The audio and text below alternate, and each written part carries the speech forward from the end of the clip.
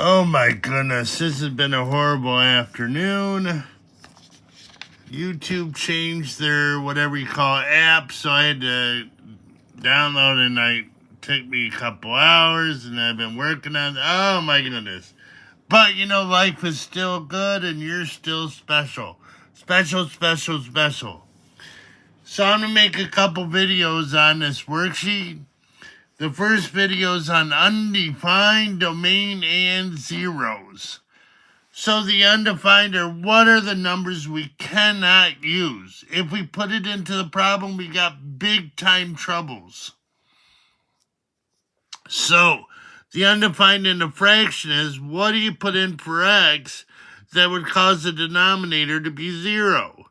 Or in this specific case, what plus 6 is 0 in the denominator? That'd be -6. That is the answer. That's our only undefined. Now, the domain is the reverse of that. What can you use? So you'd start with all reals, except what causes the denominator to be 0. In this case, -6.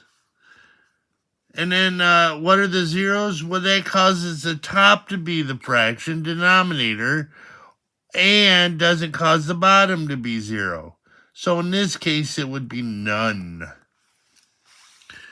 So undefined. What do you put in for x that causes the denominator to be 0? In this case, none. So therefore, the domain would be all reals.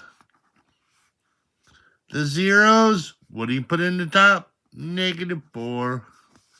So here, if you want, we could factor. That's the difference of squares. This is the difference of squares. So the undefined, what causes the bottom to be 0? Plus or minus 2.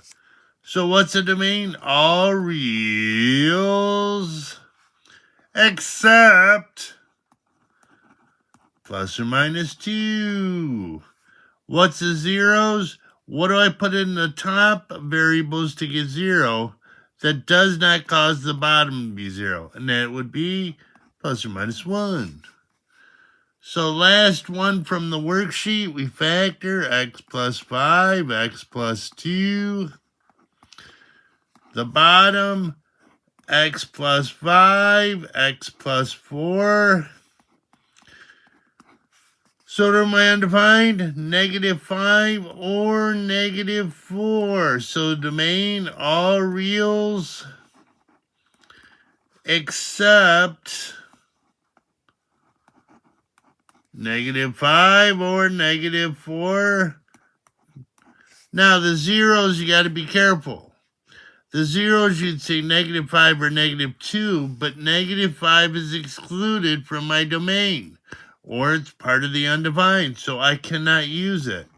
So my 0 would only be -2. Hey, that was only 3 minutes, 4 minutes, not too bad. Have a good day.